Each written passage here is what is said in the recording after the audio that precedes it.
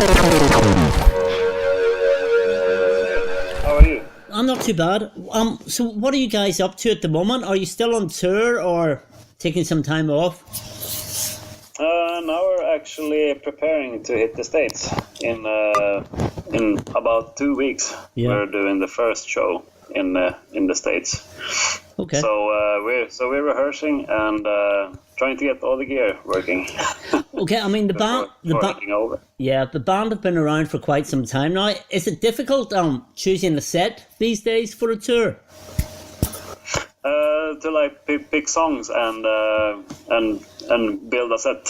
Well, I guess that there's actually both pros and cons being around so long and have so many songs in the rooster.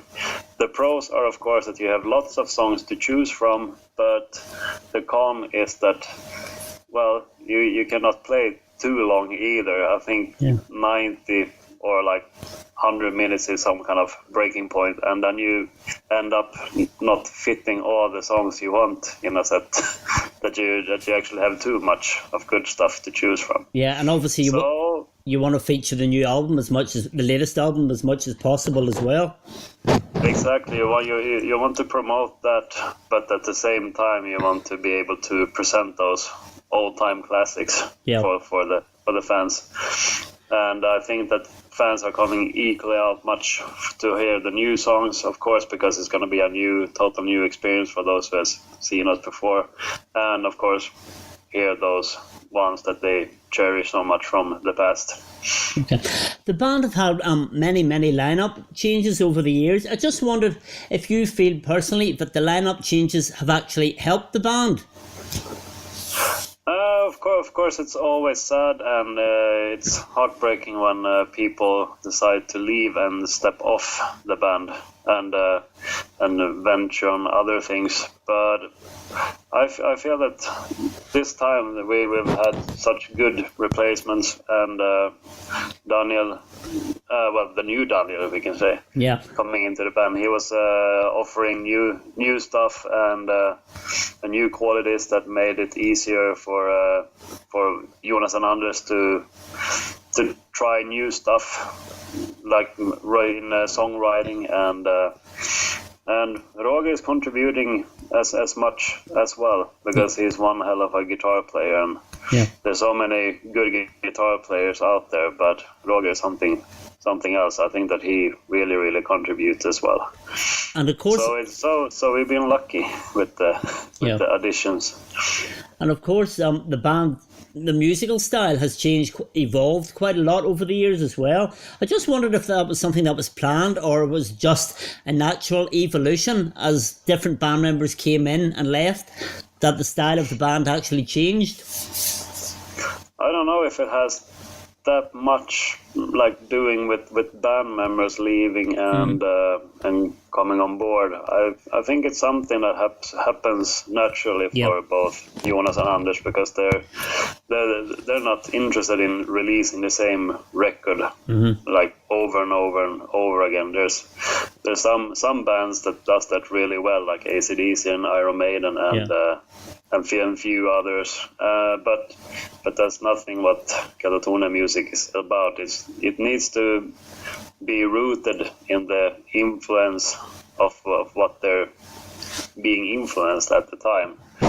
If they feel like they need to take a song or an album to one certain kind of route, they're not gonna skip that over, like saying that if like rewriting the Grey Cold Distance, since that's been really well received and really popular and great success, it's not that they're gonna stick to some formula just because that's safe. It's always gonna be an evolution, and you never know what's gonna end up on the next record, which I think is more interesting than just sticking to your safe guns. Yeah, and to be fair, the fans have largely stuck with you guys as well, even through the different band lineups, the different changes in style. You still have a very loyal fan base. Yeah, I think we have flexible fans in that way. They're more interested in following the progress and the route feeling and vibe of the music, not that it should sound anyhow like specifically the same, or like that it needs to have those kind of elements or that kind of vibe. I think they're really, really musical in that way. Yeah. They're not stuck in some kind of texture and formula themselves. I think they have big ears when it comes to music. Okay, I just wondered then if I could ask you some general questions. How did you start? What was your first introduction to music? Can you remember? Was it maybe a song on the radio or? Ooh, my first introduction to music. I would probably need to ask my dad about that, because he's the one in the family that's always been playing music and been playing all kind of like everything from banjo to playing acoustic guitar and some electric guitar, and so I guess that the music has always been around. Yeah. But so I think that first introduction must have been some kind of jazz music, because that's what he digests. Yeah. But I can remember the first album I ever bought for myself was Michael Jackson's Bad. Yeah. Quite different from what you do these days. Yeah, quite different. And I started out as a saxophone player. Right. I played that for 4 or 5 years before I realized that I was a little bit more into heavy music. So then, of course, my fingers wanted to lift some cash out of the wallet and buy an electric guitar. Yeah. So, but before that, it was a good old saxophone. You don't play the saxophone at all these days, no? No, that's unfortunately stuck in the closet. Yeah. But I should pick it up. It's just one of those instruments you need to. Yeah. In order to get any good tone out of it, you need to like break in your lip for a couple of weeks. So it's not something you just pick up at a party, because I would sound horrible if I would try. Yeah. But maybe that would be a good party trick, though. Yeah. Who knows? Maybe some saxophone on the next Katatonia album. Oh yeah. Who knows? Okay, I just wonder. You never know. Yeah, looking over your musical career, could you maybe pick a high point and maybe a low point, something that stands out for you? Well, a high point was definitely. Definitely playing this Shepherd's Bush Empire. That was really, really cool. Yeah. Doing that on this Fall of Hearts tour through Europe, when we played for a almost sold out Shepherd's Bush Empire in London. That was really, really cool. And I think like low point when I got really, really disappointed was when I joined this band back in the days called Siebenbürgen. It's a little bit like Transylvanian black metal outfit, and I was really, really young. I was 17 or something, and I was promised to do my first European tour back then, but it never really happened, and it fell through the cracks because of the drummer couldn't leave, since he bought this Harley Davidson on down payment. Yeah. So I guess that was a little bit disappointing for me, but I got my tours a couple of years later, so I'm not bitter about that today. But I guess as this 17-year-old with those kind of dreams, that was a little bit of a down point. Okay, what do you like to do in your spare time when you're not playing on stage or recording in the studio? Have you any sort of interest or hobbies? That is actually the weird thing with having your occupation as your hobby as well. It's actually playing more music. Right. I have this death metal band called Leak, which is playing like this kind of Stockholm old school death metal raw sound, which is kind of like where I go to get my rocks off when I don't play with Katatonia. So boringly enough, it's more music that is the answer. I don't play chess or collect stamps or anything like that. Right. It's that, and then I try to hang out with my loved ones, of course. Yeah. You've been playing music for a long time. I just wondered how you come to terms with maybe not having any less privacy. I mean, you're always in the public eye. Fans are always going to want a little piece of you. Is that difficult to deal with when you want maybe some time away with family? Actually, being a bass player in the band, you have actually quite much of private space, because people are still, they are leaning more towards like pursuing either the singer or the guitarist, so that's actually quite nice.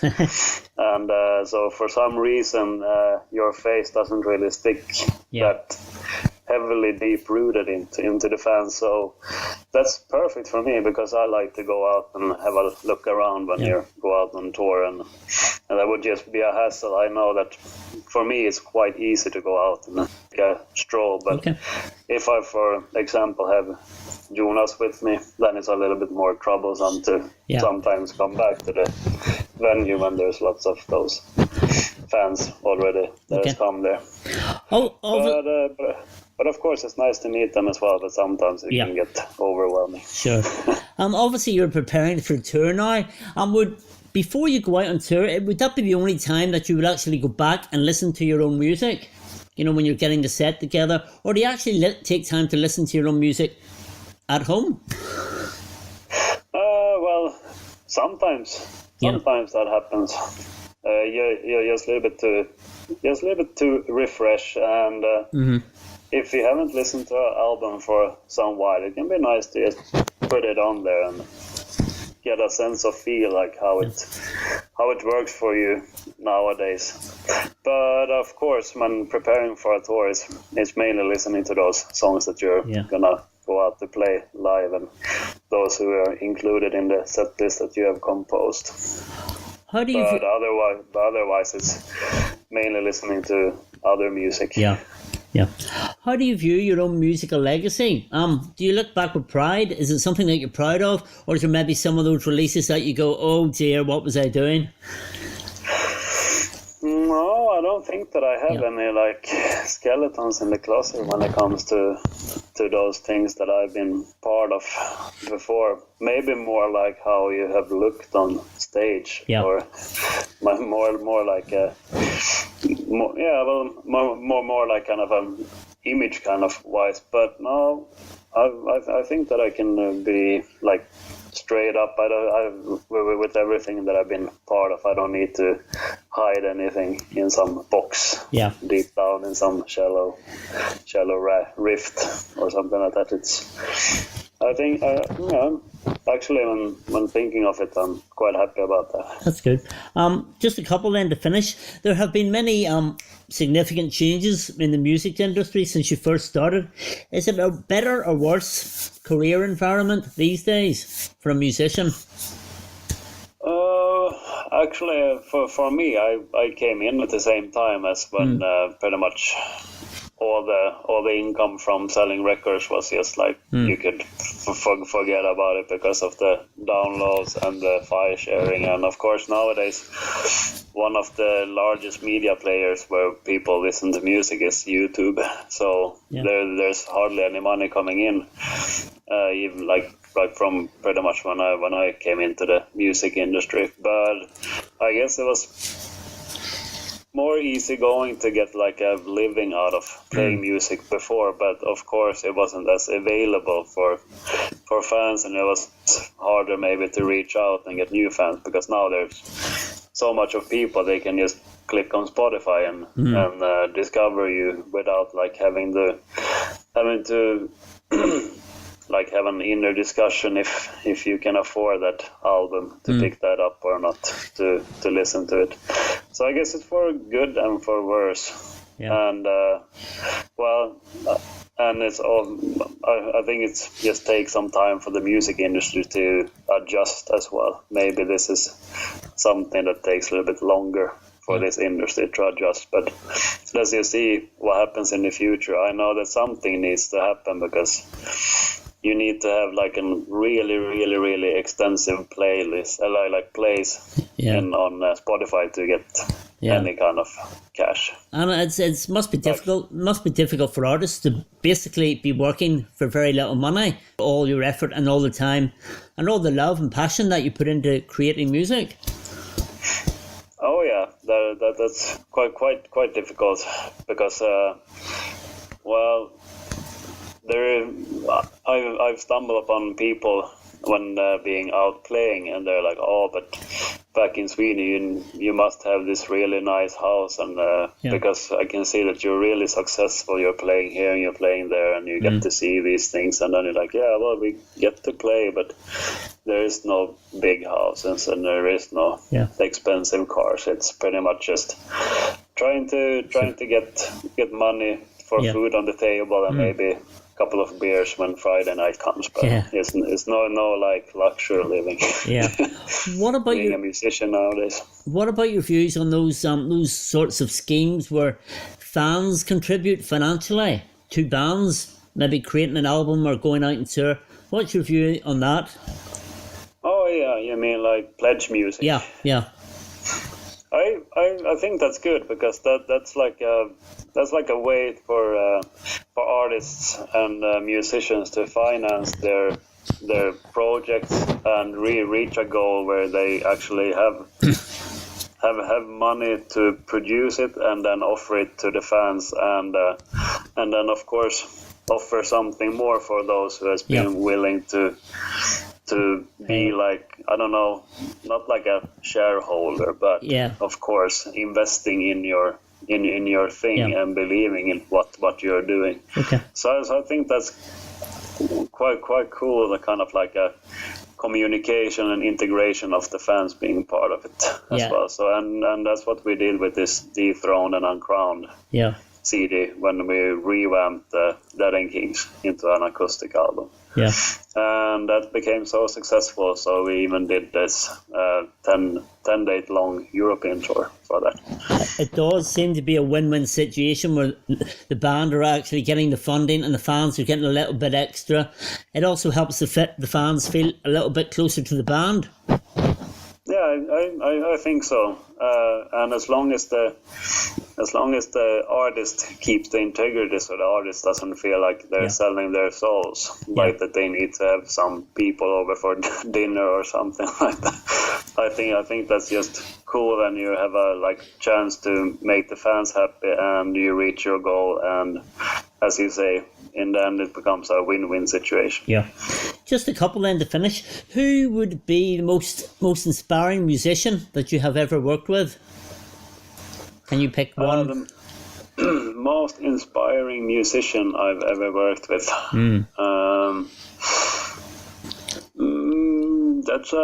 That's a good question. I think it's all of the musicians that I'm playing with, but there's one in particular, and this is Thomas Åkvik. He was filling out on the guitar spot for Katatonia for 1.5 years there as a session guitarist, and I've always been really inspired when playing with him and rehearsing, and he really fuels my musicianship in a good way.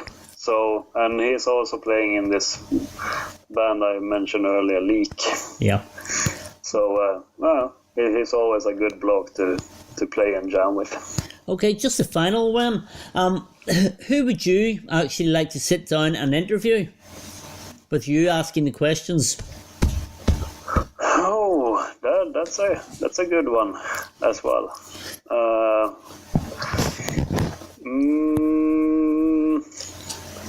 Maybe I would interview. Well, of course, George Lucas would be cool. Yeah. Now I'm thinking of Star Wars. I've always been a good Star Wars fan, so maybe that would be cool to sit down and interview him. Probably I would come up with someone else just moments after we end this interview, but that's the one I that comes to mind right now if I need to choose one on the top of my head. Okay. Well, Niklas, that's great. Thank you very much for taking the time this evening. Well, it's this evening over in the UK. And enjoy the rest of your day. Thank you, and it was a pleasure. It's been good. I hope you have a good evening. And